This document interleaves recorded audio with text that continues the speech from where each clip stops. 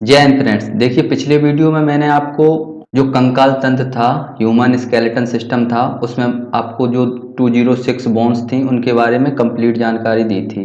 आपको बताया जो हड्डियां होती हैं, अस्थियां, ये कितने प्रकार की होती है, कौन सी अस्थि कहाँ पर होती है, सारी अस्थियों के बारे में आपको जानकारी दी थी। आज के इस वीडियो में मैं आपको जो जॉइंट्स इन ह्यूमन स्केलेटन है, मतलब जो मानव कंकाल की जो संधियां हैं, उनके बारे में देखने वाले हैं। बहुत छोटा टॉपिक है, बहुत जल्द कंप्लीट हो जाएगा।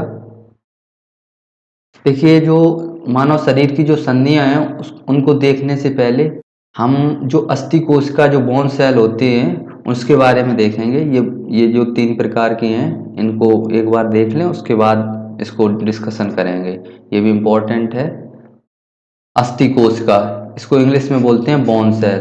देखिए, ये बेसिकली 3 टाइप की होती हैं। इसमें जो आपका फर्स्ट टाइप है वो है ऑस्टियोब्लास्ट, सेकंड ऑस्टियोसाइट, थर्ड है osteoclast. Osteoblast, osteocyte and osteoclast, तीनों आपको याद रखना है। Osteoblast, osteocyte and osteoclast. देखिए, जो ऑस्टियोब्लास्ट होता है इसका क्या कार्य होता है? इसका कार्य होता है अस्थि का निर्माण करना। देखिए, जो ऑस्टियोब्लास्ट होता है, प्रारंभ में अपनी अवस्था में ये ऑस्टियोजेनिक सेल होता है। डेवलप होने के बाद ये ऑस्टियोब्लास्ट बन जाता है। इस तरीके से ये ऑस्टियोब्लास्ट का निर्माण होता है। ऑस्टियोब्लास्ट क्या करता है? ये हड्डी का निर्माण करता है, अस्थि का। इसलिए इसको हम बोन फॉर्मिंग सेल बोलते हैं। ऑस्टियोब्लास्ट को क्या बोलते हैं? Bone forming cell. ये भी याद रखना, ऑस्टियोब्लास्ट को हम बोन फॉर्मिंग सेल बोलते हैं। सेकेंड है आपका ऑस्टियोसाइट। जब अस्थि का निर्माण होता है तो धीरे धीरे वह मैच्योर होती जाती है, परिपक्व होती जाती है, मजबूती की तरफ जाती है अपनी। मैच्योर करने में कौन मदद करता है? तो ये ऑस्टियोसाइट मदद करता है। तो हड्डी को मैच्योर कौन बनाता है? ऑस्टियोसाइट। इसलिए इसको हम मैच्योर सेल बोलते हैं। ऑस्टियोसाइट को हम क्या बोलते हैं? Mature cell. ऑस्टियोब्लास्ट को हम बोन फॉर्मिंग सेल बोलते हैं। ये देखो, इधर लिखा गया है ऑस्टियोसाइट। ऑस्टियोसाइट ये maintains bone tissue, bone tissue को यह मेंटेन करके रखता है और ये धीरे धीरे क्या करता है? मैच्योर करता है ये बोन्स को। नेक्स्ट है आपका ऑस्टियोक्लास्ट। ऑस्टियोक्लास्ट क्या करता है? ये खराब अस्थि कोशिकाओं को खाकर खत्म करता है। यानी जो अस्थि में जो खराब कोशिकाएं होती हैं उनको क्या करता है? खत्म करता है। ये देखो, यहाँ पर लिखा गया है functions in resorption the destruction of bone matrix. ये जो खराब कोशिकाएं हो जाती हैं उनको खाकर खत्म कर देता है ऑस्टियोक्लास्ट। इसलिए इसको हम बोन ईटिंग सेल बोलते हैं। इसको क्या बोलते हैं? Bone eating cell. तो अभी तक आपने ये जो 3 टाइप पढ़े कोशिकाओं के, इसको आप याद रखना। जो ऑस्टियोब्लास्ट है इसको बोन फॉर्मिंग सेल बोलते हैं, ऑस्टियोसाइट को मैच्योर सेल बोलते हैं एंड ऑस्टियोक्लास्ट को हम बोन ईटिंग सेल बोलते हैं। एक लाइन यदि आप यही याद रखते हो, bone eating cell, mature cell and bone forming cell, इससे आपको इसका जो वर्क है, फंक्शन है, वो अपने आप समझ में आ जाएगा। नेक्स्ट देखिए, आप अब हम स्टार्ट करते हैं संधियाँ। यानी जो संधि है, मानव शरीर में जो संधियाँ होती हैं उनको देखेंगे। सबसे पहले एक हम इमेज देखते हैं जहाँ पर ये मानव कंकाल में जहाँ पर ये अस्थियाँ आकर के मिलती हैं, उस स्थान को हम क्या बोलते हैं? संधि बोलते हैं। इस तरीके से यहाँ पर ये जो अस्थियाँ एक दूसरे से मिलती हैं, जुड़ती हैं, उसको स्थान को हम क्या बोलते हैं? संधि बोलते हैं। ये देखो, बहुत सारी संधि दी गई, इसमें बहुत सारी हैं। ये देखो, ये देखो, ये बैकबोन है। इस तरीके से ये आप संधि क्या होता है? ये देखो, हिप हिप जॉइंट है। ये सारे आपको आगे बताने वाले हैं।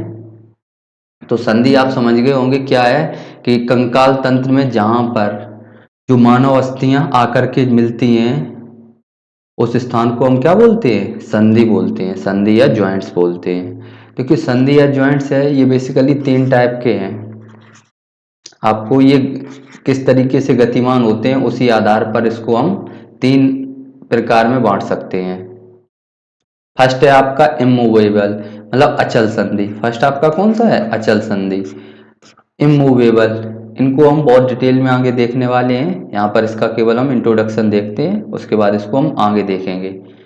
फर्स्ट है आपका इमूवेबल या अचल संधि। सेकंड है आपका स्लाइट इमूवेबल, मतलब अपूर्ण संधि, ये पूरी तरीके से गतिमान नहीं होती है।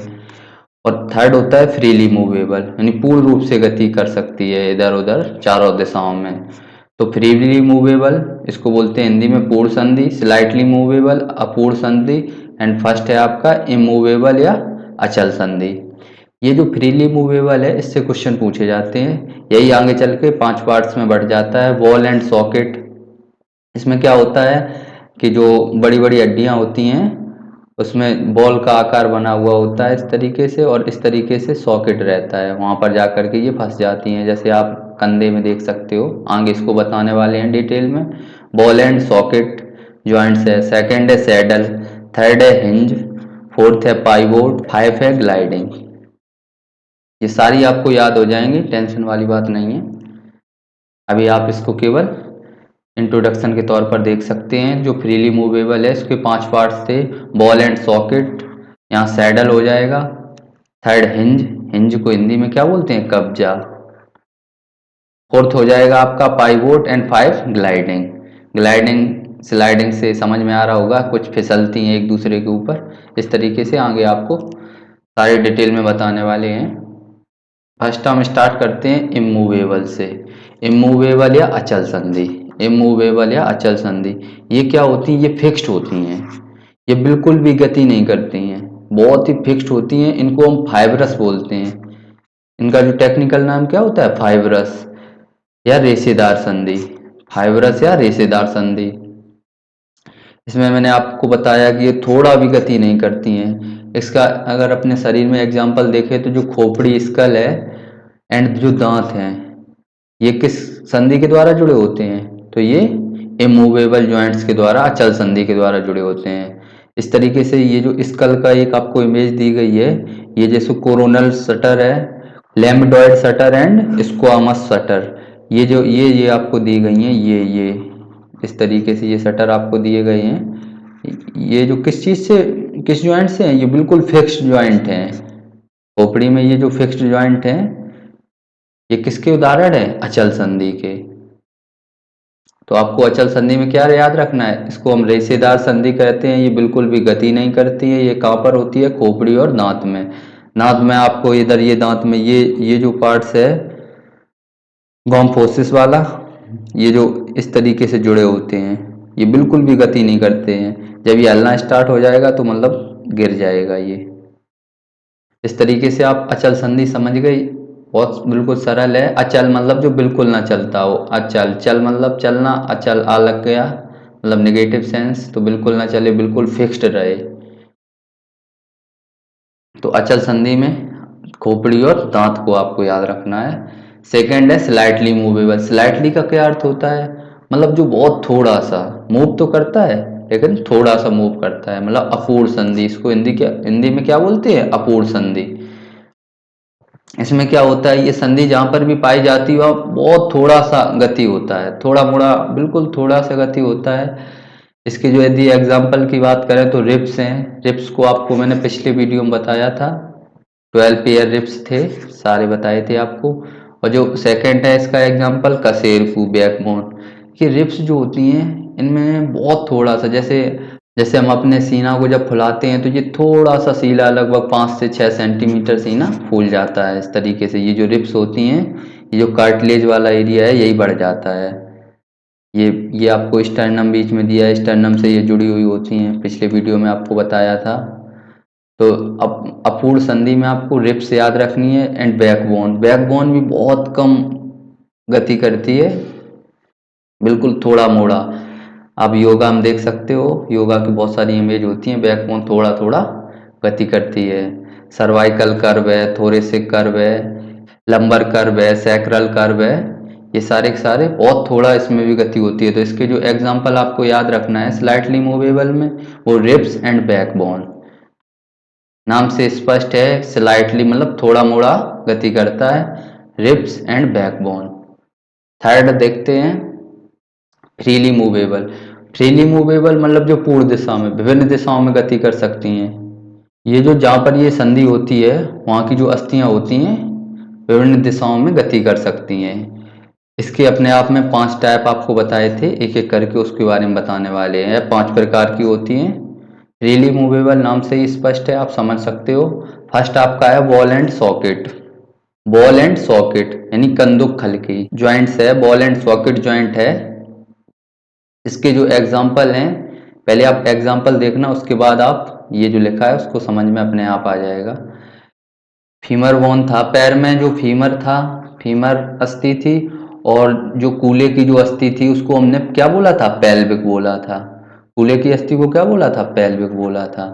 तो ये जो अस्थि जिससे जुड़ी होती है, ये जो फीमर पर आपको एक बॉल सा गोल गोल आकार सा दिख रहा है, दिख रहा, ये वाला एरिया, ये इधर इस खाली स्थान में जाकर के ये साइनोवियल गुहा है, जो हड्डियों में जो खाली स्थान जो होता है जहाँ पर ये जाकर के जुड़ जाती है उसको हम क्या बोलते हैं, साइनोवियल गुहा। उसमें जाकर के ये फंस जाती है। इस तरीके से ये सॉकेट टाइप का बन जाता है, इसीलिए इसको हम क्या बोलते हैं, बॉल एंड सॉकेट। फर्स्ट इसका एग्जांपल क्या है, पेल्विक और फीमर मिलकर के क्या बनाते हैं, ball and socket. Formal head इसको बोलते हैं। ये जो एस्टाबिलम दिया गया है इसको हम क्या बोलते हैं, सॉकेट। टेक्निकल में इसको एस्टाबिलम बोलते हैं। तो ये जो सॉकेट होता है, ये बॉल एक दूसरे से मिल करके बॉल एंड सॉकेट ज्वाइंट्स बना देते हैं। पेल्विक एंड फीमर, सेकंड है scapula and humerus. Scapula humerus, ये जो हाथ की जो हड्डी थी ह्यूमरस, और यहाँ पर ये स्कैपुला था, स्कैपुला कंधे वाली, ये इसी तरीके का ये भी एग्जाम्पल है बॉल एंड सॉकेट का। तो इसमें क्या होता है, यानी जो बड़ी जो हड्डी होती है उसमें क्या होता है, ऊपर का भाग गोल होता है, सभी दिशाओं में ये घूम सकती है। पैर भी आपको चारों तरफ ऐसे आप घुमा के देख सकते हो। अब हाथ है, इस तरीके से हम लोग घुमा देते हैं एकदम खट खट खट खट। तो इसके एग्जाम्पल बॉल एंड सॉकेट के एग्जाम्पल क्या क्या है, pelvic and femur, scapula and humerus. Ball and socket आपको समझ में आ गया। नेक्स्ट देखते हैं saddle joints. Ball and socket के बाद ये जो सैडल ज्वाइंट है, ये बॉल एंड सॉकेट का ही छोटा रूप होता है। बॉल एंड सॉकेट होता है ये बड़ी बड़ी हड्डियों में जो ज्वाइंट्स होता है उसको बोलते हैं, एंड जो सैडल होता है ये छोटी हड्डियों में, जैसे अंगूठा का है, इसको भी हम चारों तरफ घुमा सकते हैं सभी दिशाओं में। तो जो सैडल ज्वाइंट्स किस में पाया जाता है, अंगूठा में। आपको जो क्वेश्चन पूछा जाएगा वो ये पूछा जाएगा कि जो अंगूठा में कौन सा ज्वाइंट्स पाया जाता है। ये आपको बहुत सारे ball and socket, saddle joints, pivot joint option दिए होंगे, उनमें से आप क्या टिक करोगे, सैडल ज्वाइंट्स। तो आपको मुख्य रूप से क्या याद रखना है, एग्जाम्पल, और वो उसमें कौन सा ज्वाइंट्स पाया जाता है। सैडल ज्वाइंट्स अंगूठा में होता है। ये ज्वाइंट्स जो होता है बॉल एंड सॉकेट के समान ही होता है और सभी दिशाओं में गति करता है। नेक्स्ट है आपका हिंज ज्वाइंट्स। हिंज ज्वाइंट जो होता है इसको हम बोलते हैं कब्जा संधि। देखिए आपने देखा होगा कि जो दरवाजे होते हैं उसमें इस तरीके से कब्जे लगे होते हैं, तो वो किसी एक ही दिशा में खुल सकते हैं, ये नहीं कि इधर भी उधर भी, पूरा चारों तरफ नहीं घूमते हैं। इसी तरीके से ये जो हिंज ज्वाइंट होता है इसको हम हिंदी में क्या बोलते हैं, कब्जा संधि बोलते हैं। ये जो हिंज ज्वाइंट है, ये संधि है, ये जो अस्थियों को एक ही दिशा में गति करने की अनुमति देती है। एग्जाम्पल्स की बात करें, जैसे नी ज्वाइंट घुटना, एल्बो ज्वाइंट्स कोहनी, ये दोनों के दोनों किसके एग्जाम्पल हैं, हिंज ज्वाइंट्स के एग्जाम्पल हैं, कब्जा संधि के। ये जो पैर की जो फीमर था, फीमर बोन थी ये, और इधर ये पटेला है, ये कल सारे बता चुके थे, ये टीबिया है। तो इस तरीके से ये जो ज्वाइंट होता है, ये वाला एरिया, इसको हम क्या बोलते हैं, हिंज ज्वाइंट बोलते हैं, कब्जा संधि। ये पटेला से किसी एक ही ओर ये गति करने की अनुमति होती है। पैर को आप पीछे की ओर मोड़ सकते हो, आगे की ओर नहीं मुड़ता ये। इसी तरीके से ये हाथ का एग्जाम्पल दिया है, ये ह्यूमरस था, जो कंधे से जो कोहनी तक आया था उसको क्या बोलते थे, ह्यूमरस। तो ह्यूमरस और अल्ना के बीच में ये जो ज्वाइंट्स था, ये भी कौन सा है, हिंज ज्वाइंट्स का एग्जाम्पल है। तो इसमें आप याद रखना कोहनी और घुटना। कोहनी घुटना में कौन सा ज्वाइंट्स होता है, हिंज ज्वाइंट। कोहनी घुटना हिंज ज्वाइंट होता है, कोहनी और घुटना में कौन सा ज्वाइंट होता है, हिंज ज्वाइंट। नेक्स्ट नेक्स्ट है पाइवोट ज्वाइंट्स, खूंटी संधि। जानवरों वगैरह के लिए हम लोग एक खूंटा सा गाड़ देते हैं, उसको बिल्कुल ढीला कर दो तो ये इधर उधर इस तरीके से गति कर सकता है, लेकिन उखड़ता नहीं है ये। इस तरीके का ही एग्जाम्पल होता है खूंटी संधि में, पाइवोट ज्वाइंट्स में। इसका आकार किस तरीके का होता है, खूंटी के आकार का, सबसे पहले ये याद रखना। पाइवोट ज्वाइंट्स हिंदी में खूंटी संधि है, याद रखना, नाम से स्पष्ट है कि इसका आकार किस तरीके का होगा, खूंटी के। इसमें क्या होता है कि ये जो होता है जॉइंट्स, इसमें दो जो हड्डियाँ जुड़ती हैं वो एक दूसरे के ऊपर रखी हुई होती हैं। जैसे पाइवोट जॉइंट जो है ये गर्दन में पाया जाता है, ये कई बार ये एग्जाम्पल पूछा गया, गर्दन में कौन कौन सा जॉइंट्स पाया जाता है, तो आप तभी कर पाओगे जब आपको ये पता होगा। जैसे कि ये जो कशेरुकी दंड है, ये जो बैकबोन आया था, इसका जो सबसे ऊपर का पार्ट था उसको क्या बोलते थे, एटलस बोलते थे। बोन का जो ऊपर का एरिया था वो सर्वाइकल था, सर्वाइकल ये 7 थे, C1 से लेकर के C7 तक। तो C1 और C2 के बीच में ये जो जॉइंट होता है, C1 को हम एटलस बोलते हैं, C2 को एक्सिस। ये जो जॉइंट होता है यहाँ पर ये इस तरीके से जुड़ा हुआ होता है, तो इसी को हम क्या बोलते हैं, पाइवोट जॉइंट बोलते हैं। एटलस एंड एक्सिस के बीच कौन सा जॉइंट होता है, पाइवोट जॉइंट। तो पाइवोट जॉइंट आप समझ गए होंगे, पाइवोट जॉइंट कहाँ पर पाया जाता है, तो गर्दन में पाया जाता है। तो एटलस एंड एक्सिस, बहुत अंदर से क्वेश्चन पूछेगा तो यही आएगा, एटलस एंड एक्सिस से। नेक्स्ट है आपका ग्लाइडिंग जॉइंट्स। ग्लाइडिंग जॉइंट्स जो हैं वो कहाँ पर होते हैं, ग्लाइडिंग मतलब ये एक दूसरे के ऊपर फिसलती रहती हैं। ये जो अस्थियां होती हैं एक दूसरे के ऊपर जब फिसलती रहती हैं तो उस तरह के जो जॉइंट्स बनते हैं उनको हम ग्लाइडिंग जॉइंट्स बोलते हैं। अब एग्जांपल से जब आप समझोगे तो आपको समझ में आएगा। कार्पल एंड टार्सल, कार्पल ये हैंड में था, ये आप पढ़ चुके हो। टार्सल ये पैर में था, इसकी संख्या 8 थी, इसकी संख्या 7 थी। तो ये जो कार्पल वाला ये जो एरिया है, ये क्या होता है, ये एक दूसरे के ऊपर फिसलता रहता है इस तरीके से। आप अपनी जो कलाई है उसको घुमा के देख सकते हो, समझ में आ जाएगा। ऐसे ही आप पैर को भी घुमा सकते हो। ये क्या है, ये टार्सल है, इनकी संख्या 7 होती थी। तो इनमें टार्सल एंड कार्पल में कौन सा ज्वाइंट पाया जाता है, gliding joints. Tarsal and carpal में कौन सा ज्वाइंट पाया जाता है, ग्लाइडिंग ज्वाइंट्स। एग्जाम्पल याद रखना है, उस एग्जाम्पल में कौन सा ज्वाइंट्स पाया जाता है, बस इतना याद रखना है। बाकी आप ये क्या है आप नाम से ही समझ सकते हो। जॉइंट्स जो थे आपके ख़त्म हो गए। अब जो इस चैप्टर से कुछ 2-4 क्वेश्चन और बनते हैं उनको देखते हैं। अस्थि और अस्थि किस ऊतक से मिलती है, तो लिगामेंट से। अस्थि और अस्थि लिगामेंट से। मांस और अस्थि टेंडन, मांस और अस्थि जहाँ पर मिलती है उस ऊतक को क्या बोलते हैं, टेंडन। अस्थि और अस्थि को लिगामेंट बोलते हैं, अस्थि अस्थि को लिगामेंट, मांस और अस्थि को टेंडन। मांस और मांस भी होता है, उसको हम सेलेक्सर बोलते हैं, सेलेक्सर।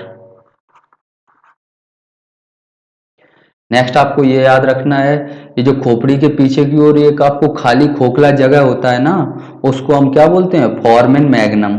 फॉर्मेन मैग्नम बोलते हैं, क्या बोलते हैं, फॉर्मेन मैग्नम। ये भी क्वेश्चन पूछ लिया जाता है।